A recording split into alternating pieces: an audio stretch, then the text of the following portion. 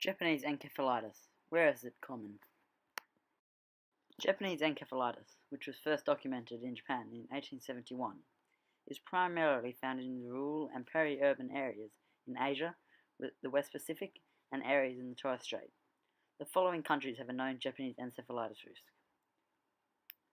according to the Centre for Disease Control and Prevention and Northern Territory Government Centre for Disease Control: Australia, Bangladesh, Brunei, Burma, Cambodia, China, Guam, India, Indonesia, Japan, Laos, Malaysia, Nepal, North Korea, Pakistan, Papua New Guinea, Philippines, Russia, Saipan, Singapore, South Korea, Sri Lanka, Taiwan, Thailand, Timor-Leste, and Vietnam.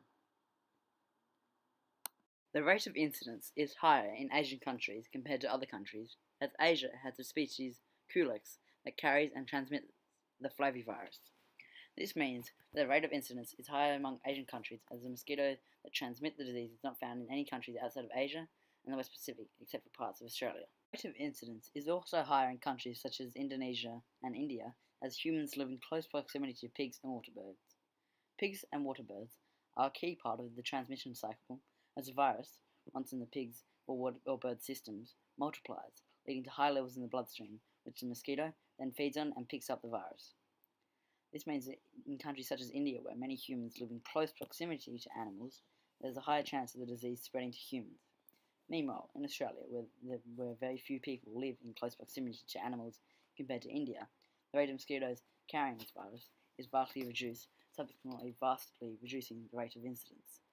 This is shown by previous stats where numerous cases of Japanese encephalitis were reported in India, while in Australia it infected one person. Finally, many of the countries that are affected by Japanese encephalitis are often either third world countries or countries with some areas that are extremely poor. This means that many people in those areas do not have access to the vaccine, mosquito repellent, or mosquito nets, as they often cannot afford them. This means that mosquitoes bite them frequently and subsequently transmit Japanese encephalitis. Meanwhile, in places such as Singapore, the rate of incidence is vastly reduced, as nearly all people there can afford nets, the repellent, or the vaccine. Yet, the situation may improve in some countries.